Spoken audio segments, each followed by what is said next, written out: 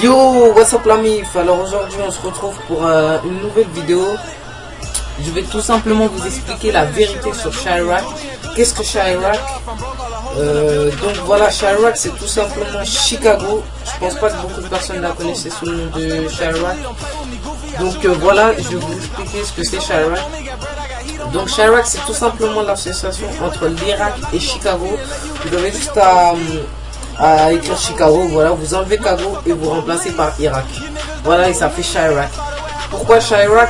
Tout simplement parce que là-bas, pour moi, je pense que là, en ce moment, en 2015, c'est tout simplement la ville où il y a le plus de morts en Amérique.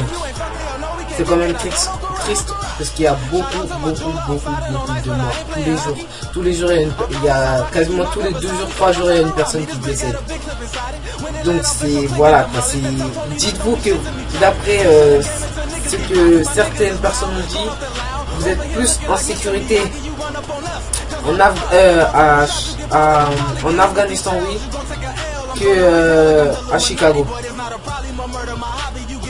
Donc imaginez-vous juste être plus en sécurité en Afghanistan où c'est déjà la guerre. Vous êtes plus en sécurité là-bas qu'à Chicago, quoi. Donc voilà, déjà Chicago. Juste une comparaison entre l'Afghanistan, excusez-moi, et Chicago. En 2001, il y a eu 12 morts pour l'Afghanistan. En 2001, il y en a eu 667 pour Chicago. En 2002, il y a eu 49 morts en Afghanistan. Et il y en a eu 656 pour Chicago. En 2003, il y a eu 48 morts pour l'Afghanistan. Et à Chicago, il y en a eu 601 personnes décédées. En 2004, il y a eu 52 morts pour l'Afghanistan. Et il y en a eu 453 à Chicago. Dites-vous que quand même entre 2001 et 2004, ça a baissé, mais quand même dites-vous que 453 morts, imaginez-vous ça. 453 morts en un an.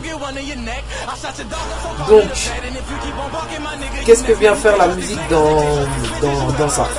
Tout simplement, la musique, c'est certains rappeurs ont profité on va dire, de la malchance de Chicago pour faire un nouveau style de musique qui s'appelle la drill ou la trap music. Qu'est-ce que c'est la drill? La drill, c'est tout simplement un style de musique où on parle essentiellement d'armes, de meurtres, de drogue et de prostituées. Et en fait, cette musique-là, beaucoup de rappeurs en ont profité. D'ailleurs, ce style est même arrivé en France récemment. Il n'y a pas longtemps, il y a 2 ans à peu près. Ce style de musique est arrivé en France. Et dans ce style de musique, c'est vraiment très controversé. Parce que beaucoup de personnes disent que c'est à cause de la musique qu'il y a tous ces meurtres à Chicago. Vu que, on va dire, franchement, on va pas se mentir, beaucoup de personnes prennent des choses trop au sérieux. Par exemple, on va dire le film Scarface, voilà. Scarface, regardez. Certaines personnes peuvent réagir différemment. Par exemple, moi j'ai regardé Scarface, j'avais 11 ans. Et je me suis pas dit direct après le film, ouais, je vais créer un empire de la drogue, je vais devenir comme Al Capone. Mais certaines personnes, dites-vous, on réagit tous différemment. Certaines personnes, au lieu de se dire ouais c'est qu'un film, et voilà, certaines personnes vont croire vraiment à Scarface. Ils vont se dire ouais demain je vais commencer à dealer ou des trucs comme ça. Donc on réagit tous différemment et c'est pour ça que la musique drill est très controversée. Vu qu'à Chicago, un révérend, je pourrais pas vous dire son nom, a récemment dit que c'est à cause de Chief Keef, un rappeur de Chicago. C'est à cause de lui qu'il y a tous ces meurtres. Si il pouvait par exemple dire des chansons où la paix se répand, et bah il y aurait beaucoup moins de morts. Mais bon, je pense pas, parce que les gens, en fait à Chicago, les gens tirent, on va dire, presque pour rien. Vu que la liste de tous les enfants qui sont décédés, franchement, juste en jouant dans un parc, ils sont décédés. C'est vraiment ça qui est triste. Des enfants. Pourquoi tirer sur des enfants? C'est juste parce qu'en fait, ils essayent de drive-by quelqu'un et la personne, il prend des balles, hein. La personne prend des balles, mais en même temps, on va pas prévoir le trajectoire d'une balle, par exemple de Uzi. Il y a une balle qui peut aller sur le mec que tu vises, mais dis-toi, il y a une balle qui peut aller encore plus loin et toucher un enfant qui est tranquillement en train de jouer. Donc tout simplement, je vous explique en même temps ce que c'est un drive-by. Un drive-by, c'est quoi? C'est des hommes armés. On va dire vous marchez dans la rue tranquillement sur le trottoir il y a une voiture qui arrive, pas forcément vite, mais qui arrive vers vous à votre hauteur. Vous regardez dans la vitre, vous voyez la vitre elle commence à se baisser, vous voyez une arme sortir, et voilà, c'est ça un drive-by. C'est une attaque à l'arme en voiture. Donc voilà, il y a récemment, il y a 4 jours, un membre du Glow Gang, Glory Boys, c'est le groupe à Chief Keef, qui est composé de Fredo Santana, de Lil Durk, Lil Reese, Capo et lui-même. Et en fait, Capo, c'est tout simplement la personne qui est décédée il y a 4 jours, qui s'est fait drive-by.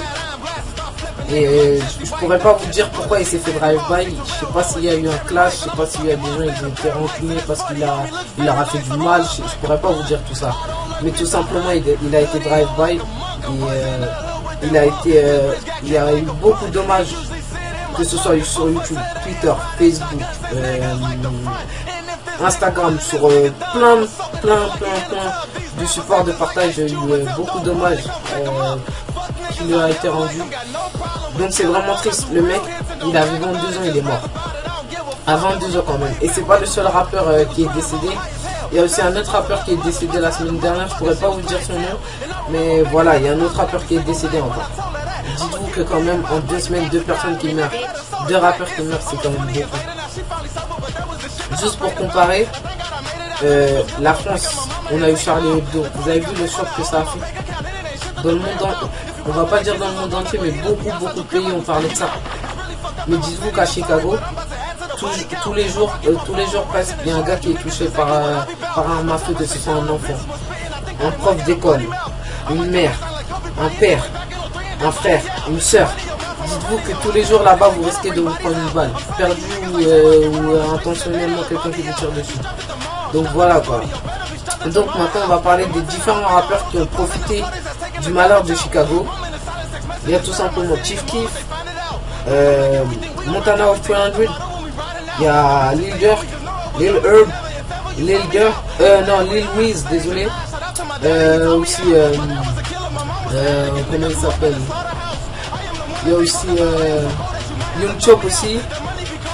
Et voilà, c'est tout simplement certains rappeurs, je pourrais pas vous dire tous leurs noms. Il y a aussi Wonder Number 9. Mais aussi, ils ont tous profité en fait du malheur de Chicago, vu que en fait en parlant des armes, de leur mode de vie quoi, en fait ça fait en sorte que les gens ils ont aimé leur son. C'est un tout nouveau style de rap qui est sorti il n'y a pas très longtemps, où ils parlent des armes et tout ça, et où dans les clips ils n'hésitent pas à montrer leurs armes, que ce soit fusil à pompe, fusil d'assaut, mitraillette, que ce soit de tout, armes de poing, de tout. Ils font la promotion de leurs armes dans les clips. Mais après, je pourrais pas vous dire si c'est des vraies armes ou des fausses armes. Ça, franchement, ça, je peux pas vous dire. Peut-être que c'est des airsoft, vu que les modèles sont très bien faits. Je peux pas dire si c'est des vrais ou pas. Donc voilà. Et tous les rappeurs qui ont profité de ça, en fait, ça leur a fait comme un espèce de business. Donc que finalement, en fait, ils gagnent de l'argent en faisant ce style de rap. Mais voilà quoi. Donc tout simplement l'histoire de Chicago, ça remonte à loin, vu que normalement vous devez connaître déjà Al Capone. C'est lui, c'était un grand gangster à son époque. Et tout simplement depuis cette époque là, c'est là que Chicago a commencé à dérailler, vu que juste après Al Capone, vers les années 80-90, il y a eu des gangs. Par exemple, pour vous dire, monsieur Larry Hoover, qui est en prison avec 6 sentences à vie, qui lui a créé un gang qui s'appelle les Gangster Disciples. Tout simplement, lui en fait c'est un homme qui était comme Al Capone. C'était la même chose. C'était un gars, il était calme, mais en fait vous le voyez comme ça, vous vous dites ouais, c'est un mec, il a l'air d'être gentil et tout ça, mais en fait il fait des coups fourrés le mec. C'est du genre il va te... Tu vas le voir en fait, il va te sourire et tout, il va faire comme si t'étais son ami, mais juste derrière on va dire, et il va faire des meurtres. Voilà, c'est un mec comme ça, Larry Hoover. Et tout simplement lui, il est en prison à vie là, mais dites-vous qu'il continue à donner des ordres aux membres de gangs qui sont à l'extérieur. Et si vous voulez un bon reportage pour regarder ça, vous avez juste à regarder Gangland Chicago. Donc ça s'écrit G-A-N-G-L-A-N-D. Après, plus loin, vous écrivez Chicago. Et tout simplement, ce reportage, c'est un très très bon reportage où vous voyez vraiment la vie des gangs, la vie qu'ils mènent, les dangers au quotidien. Et c'est un reportage aussi pour les plus jeunes d'entre vous qui peut être très très choquant, vu qu'on voit des cadavres, on voit des morts. Donc d'un côté ça peut être choquant. Je l'avais vu, je crois que j'avais 11 ans. Et c'est vrai que quand même voir des cadavres comme ça, mais c'est vraiment... Ça fait... C'est pas que ça va vous faire peur, vous allez faire oh mon dieu, c'est horrible et tout ça. Mais dans votre tête vous allez vous dire, c'est quand même un gars qui était en train de vivre il y a quelques heures avant. C'est ça que vous allez vous dire, je jure. Donc voilà. C'est tout simplement aussi... on va passer... juste une parenthèse. On va parler du rap français dans tout ça. Le rap français. Alors, certains rappeurs comme Gradure. Je pense que vous avez vu la vidéo de Murda Tradiction. C'est en fait, il a fait une vidéo, ou elle a fait une vidéo, où on voit tout simplement le rap français copier le rap américain. Pas forcément américain, mais de Chicago.